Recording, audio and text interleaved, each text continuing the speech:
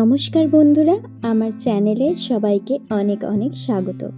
আজ আমি আপনাদের দেব ঘাটশিলা ভ্রমণের 1 রাত 2 দিনের একটা সম্পূর্ণ ট্যুর প্ল্যান। তাও আবার পার হেড 1500 থেকে 2000-এর মধ্যে খরচা। কিভাবে পৌঁছাবেন, কোথায় থাকবেন আর কিভাবেই বা 2 দিনে সম্পূর্ণ সাইট সিইং কমপ্লিট করবেন, সব তথ্য আমি আজ এই ভিডিওতে দেব। তাহলে ভিডিওটা একটুও স্কিপ না করে দেখতে থাকুন। 1 রাত 2 দিনের ঘাটশিলা ট্রিপের জন্য সবচেয়ে আদর্শ ট্রেন হলো দুটি, 12021 বারবিল জনশতাব্দী এক্সপ্রেস আর 12871 টিটলাগড় ইস্পাত এক্সপ্রেস। 2S এর ভাড়া পড়বে 121 টাকা করে।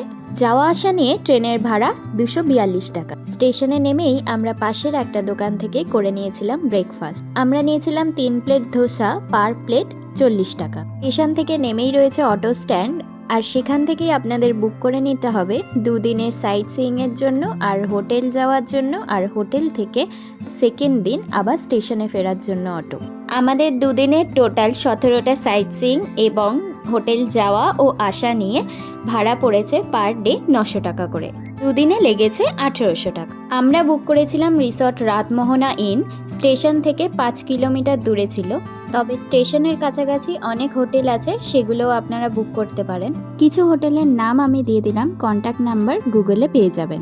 এই রিসর্টের নাম্বার আর অটো কাকুর নাম্বার আমি ডেসক্রিপশন বক্সে দিয়ে দেব। এই রিসর্টে আমাদের 3 বেডেড নন এসি রুমের ভাড়া পড়েছিল পার নাইট 2500 টাকা। রুম আর বাথরুমের কোয়ালিটি খুবই ভালো ছিল, তবে বাথরুমে গিজার ছিল না, শীতকালে একটু সমস্যা হবে। ফুড কোয়ালিটি অ্যাভারেজ ছিল, কিন্তু রিসর্টটা যেহেতু আউটস্কার্ট জায়গায় রাতমোহনার কাছে, তো সেখানে বাইরে বেরিয়ে কিছু খাওয়ার অপশন নেই, তাই রিসর্টের রেস্টুরেন্ট থেকেই আপনাদের খাবার অর্ডার করে খেতে হবে। রিসর্টে ফ্রেশ আপ হয়ে আমরা বেরিয়ে পড়লাম প্রথম দিনে সাইট সিইং করতে। প্রথমেই ঘুরে দেখলাম আমাদের ফার্স্ট স্পট রাতমোহনা। এরপরেই চলে এলাম সাহিত্যিক বিভূতিভূষণ বন্দ্যোপাধ্যায়ের বাড়ি। এরপরে স্পট ছিল ফুলডুংরি পাহাড়। কিছুটা সাইট সিইং করে আমরা চলে এলাম লাঞ্চ করতে বুরুডি লেকের পাশেই একটা হোটেলে। এখানে আমরা নিয়েছিলাম 3 জনের 3টে ভেজ আর 3 প্লেট দেশি মোরগের ঝোল। ভেজ থালি ছিল পার প্লেট 50 টাকা আর চিকেন ছিল পার প্লেট 150 টাকা। বুরুডি লেকের ধারে সুন্দর একটা ভিউ দেখতে দেখতে আমরা লাঞ্চ সেরে একটু বুরুডি লেকে ঘুরে নিলাম। এখানে বোটিংও করা যায়, কিন্তু সেদিন বন্ধ ছিল তাই আমরা করতে পারিনি।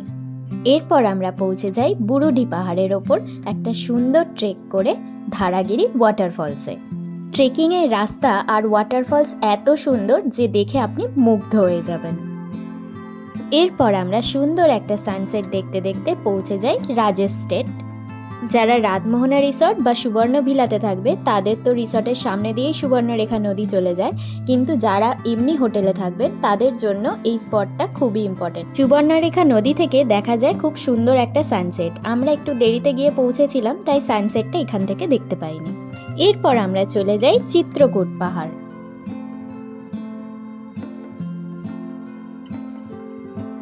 আমাদের নেক্সট স্টপেজ ছিল রঙ্কিনী মন্দির। এরপর আমরা চলে আসি সুবর্ণরেখা নদীর ধারে সূর্য মন্দির। সূর্যপুত্র কর্ণের রথ এটা। রাতমোহনা রিসর্টে থাকলে তো আপনাদের রিসর্ট থেকেই ডিনার করতে হবে। আমরা চা, ইভিনিং স্ন্যাক্স আর ডিনারটা রাতমোহনা রিসর্ট থেকেই করেছিলাম। পরের দিন আমরা রিসর্ট থেকে ফ্রেশ হয়ে লাগেজ নিয়ে একদম বেরিয়ে পড়ি সাইট সিইং করতে। প্রথমেই চলে আসি বাবা সিদ্ধেশ্বরের মন্দির ও পাহাড়ে। পাহাড়ে উঠতে পার হেড 10 টাকা করে টিকিট লাগে। বেশ অনেকটা উঠতে হয় ওপরে, কিন্তু বাবার নাম করে উঠতে শুরু করলে একটুও কষ্ট হবে না।